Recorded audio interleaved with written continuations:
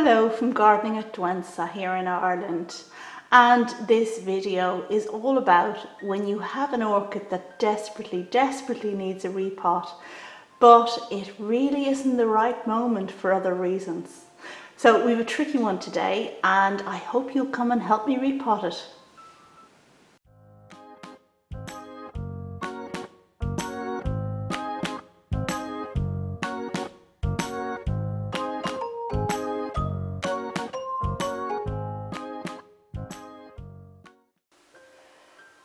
Now I'm faced with a real conundrum.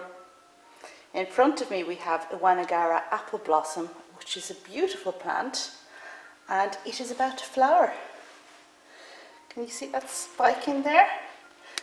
It's a Cattleya that produces small sheaths, and this flower bud has just popped up out of the sheath, so there's a spike definitely on its way. But I wonder, can you see down here the problem? And the problem is that this plant really needs to be repotted. In fact, it's the last moment really where I should leave it, because those are quite long roots, and if I leave them any longer, there's a serious danger that I'm going to break them as I repot. So I'm going to have to be very careful as it is. If I leave it a moment longer, they're probably going to start sticking to the side of the pot, and that would be a terrible shame. And then the other thing is that this plant does have some pests. It's got some scale on it, so I'm going to have to, if I'm going to repot it, I might as well dunk it in a solution of bleach, which would be a terrible shame for this bud because, well, it's very likely to blast.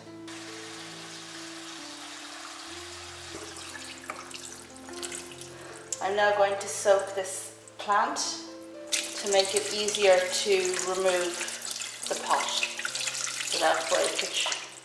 So I'll just leave it to soak here in this bowl for a while. Meanwhile, I'm washing the bowl over here for repotting it. It was outside, so it's pretty filthy. Going to wash it and sterilize it, and we'll take it from there. And here we are sometime later, so I hope that this will come more easily out of its pot now. I'm just going to empty some of that water and place this down here, and see if I can manhandle the plant out of the pot without breaking these roots. This is, of course, the most important thing.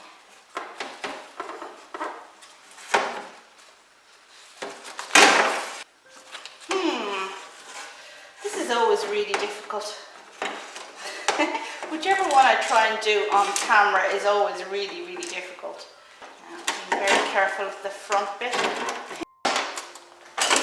No, here we go. So I got it.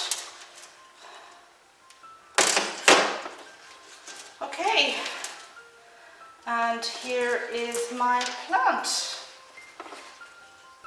And as you can see, this was quite a pot-bound plant. And I'm now going to decide whether or not to bleach it or not. And it's a tricky decision because actually I see a lot of pests on it. And here I am back again with the sterilised scissors. And I've had to think about this, and I've come to two conclusions. One is that I'm not going to remove all of the medium from these roots because they seem in quite good order, but I am going to cut off this base bit at the bottom just to open it up and see what's going on the inside. And the second decision is to just spray the plant with bleach rather than dunking it, just to try and save the bud. So the first thing I'm going to do now is just cut off some of these roots down below, and these are ones that are really dead, although it's not all dead. I mean, there are white ones up here that could well branch, so I don't want to just do the whole gung-ho thing. So I don't know if you can see this, but I'm just going to cut around here, exposing the polystyrene which I used at the base of the pot.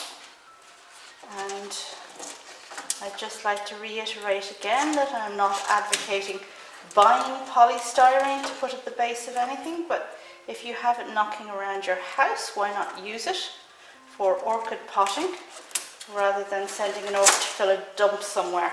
Now, I don't want to place the plant this way down. See, if I place it this way down, we've got all these roots here that might well snap, and those roots are the future of the plant, so I need to take good care of them. Right, so I'll just put it this way up and remove a bit more. Gosh. Now, as you can see, the polystyrene is in here, and I'm just going to endeavour to pull it out a bit over the sink so I don't make a big mess on the floor. And let's just see what's going on in the interior of that root ball. The thing with this kind of job is to take your time and not be in a rush, because then when we're in a rush we end up breaking things and making mistakes. Just going to cut off, can you see that there? I'm just going to cut off a bit more of the roots around the edge here.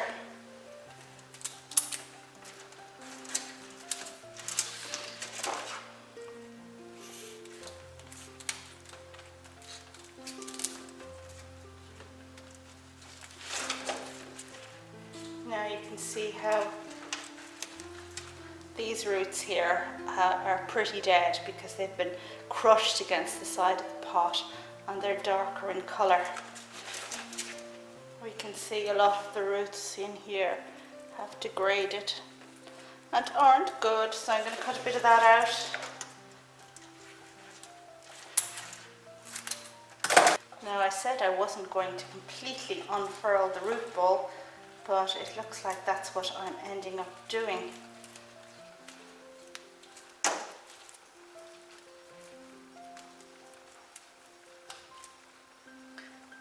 And as you can see, I'm excavating a great hole in here in the middle where all the compost and roots are coming out. But the good news is that this new growth and these new roots are what are going to get the plant going again. So these will go down into the compost and branch, and soon the plant should be back to its old self. So just continuing here, removing dead stuff. Now some of this bark smells a bit off, so I think I'm probably doing the right thing, not just from the point of view of the new growth reaching out over the edge of the pot, but also for this bark being degraded. I had kind of large pieces on top, so it didn't seem to me that the bark was degraded, but as we excavate, I find it is, and I get that telltale-y, mushroomy smell, which is great on mushrooms, but not so great on orchids.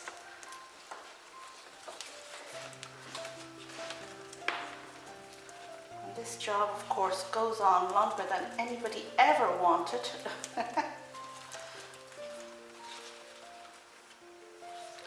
Now, as you can see, I've removed most of the bark now at this stage. Just a little bit more to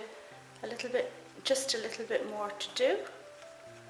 And the roots, I mean, there are good roots there, but there are bad roots as well.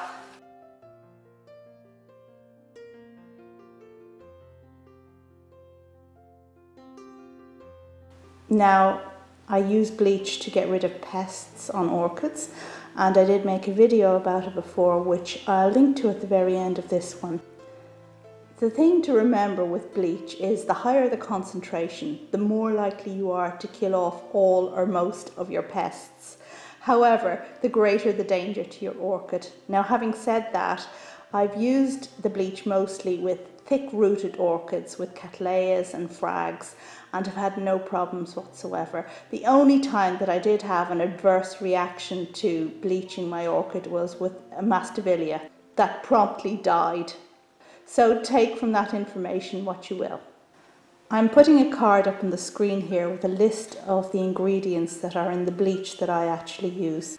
Back again with a clean surface, and I'm just going to put some bleach solution down here underneath where the plant is going to go. And now I am going to place my plant here, and I'm going to spray it with this bleach solution. Don't mind what this bottle says. The bottle isn't the bleach bottle. It is a bottle that was used for something else. Now, if I can possibly avoid it, I'm going to try and not spray the new growth where my flowers are going to come from. Ooh, careful of, which is somewhere at the top there. Oh yeah, it's in there. Oh, can you see that there? So we'll try not to spray that. And yes, you should always use gloves when using bleach.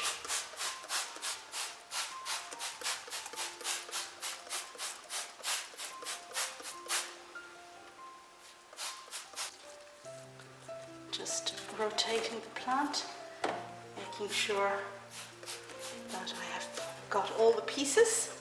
Hopefully not the new bud. But look, if it blasts, it blasts. The important thing is to get the plant back into a healthy state going forward.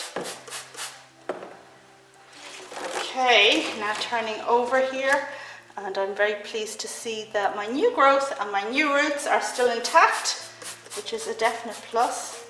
Just spraying up these pseudobulbs.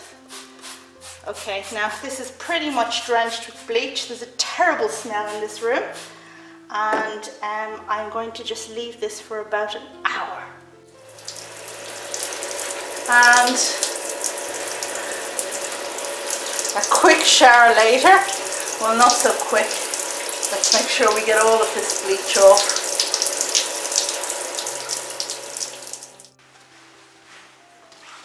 And here we are in the final stretch. So I'm going to pot up this Cattleya now, and I'm going to use this bowl.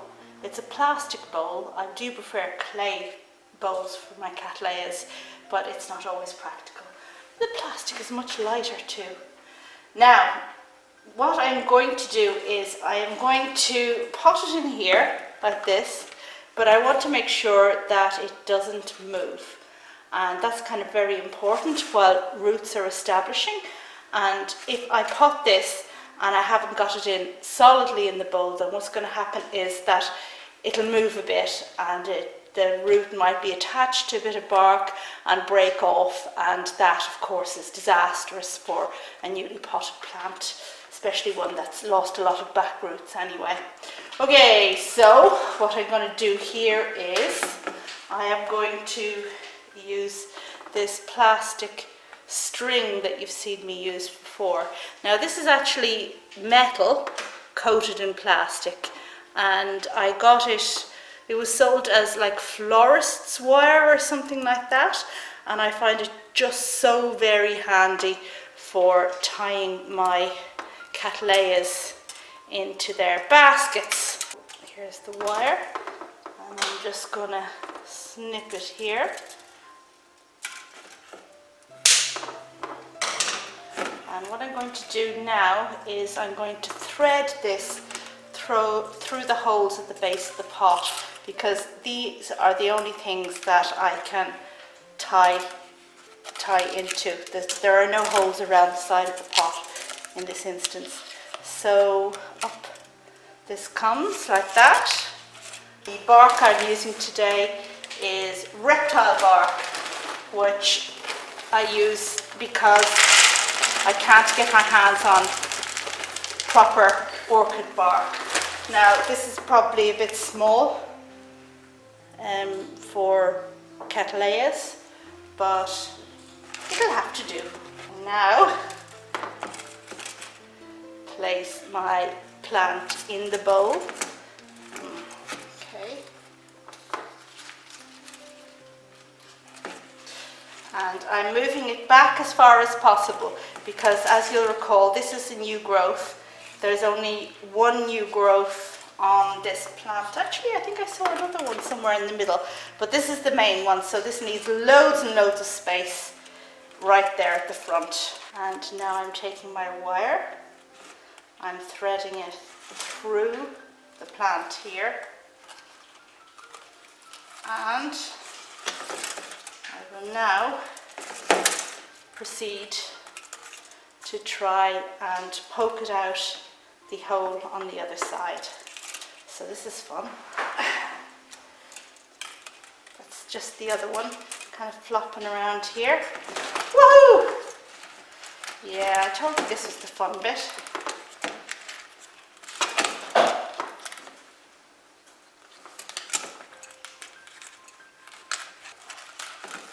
Okay, so I've managed to thread one piece of the wire through on both sides, and let's just be careful where this falls, because I don't want it coming across the new growth and the new roots, because even though it's coated in plastic, it might break them, and we really don't want that. So that's the first, and I will now kind of temporarily tie it off. Okay, so I just kind of twist it here at the base. Now I'll deal with this a bit more significantly, a bit more strongly in a minute, but that's the first one. Phew. Now I have this other piece here that needs to go out on the other side of the other hole, and I'm just going to see where I can bring this through the center of the plant where it makes sense. So we'll go between those. Can you see here? So we'll go between these pseudobulbs here and right through to the front. So here I'm missing the new growths, which is good because I don't want to damage them. It's the last thing I want to do now. I'm just with my hole trying to see if I can feel where the hole at the base is, because I put the bark in so it's not visible, and I found it. And so I will now try and poke this out. Things we do for our plants, huh?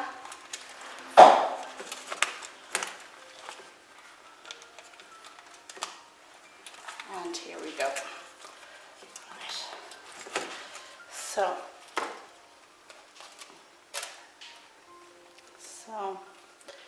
there, can you see what I've done?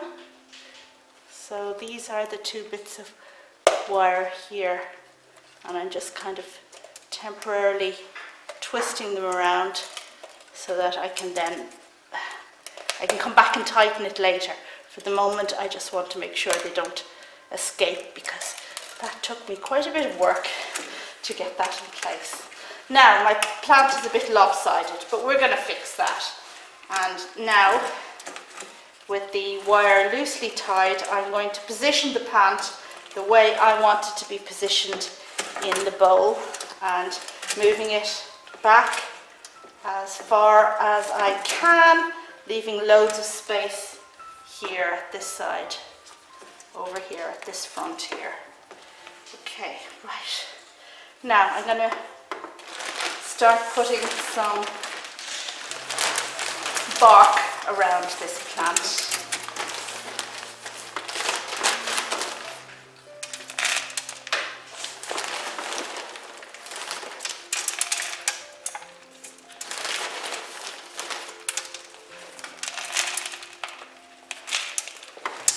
Making a bit of a mess, but sure, what's new? It's been that kind of day.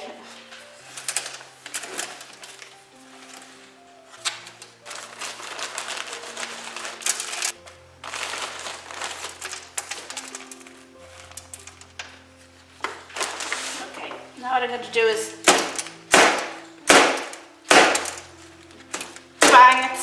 times. Making sure as always that it's pushed to the back.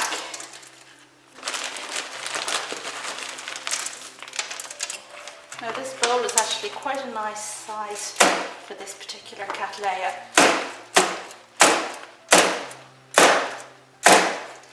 Right, and just pressing down a little bit, but I'm not going to press here at the front because those are the new roots and they would snap so easily, and then where would I be? It would be all in vain.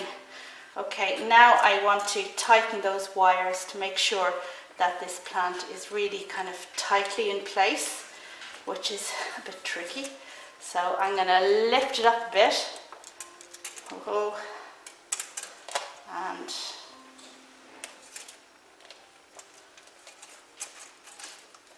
you need to be kind of dexterous to do this.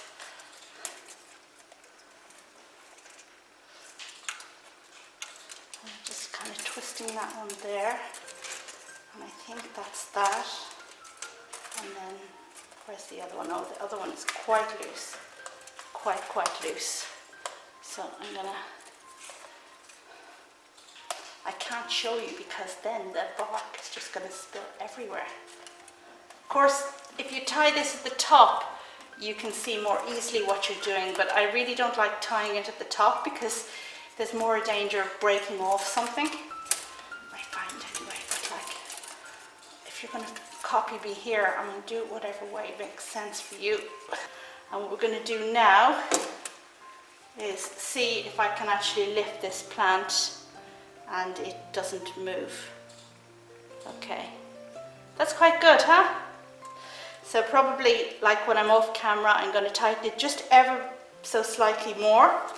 And yeah, and that's that. So that was my video on repotting a Cattleya.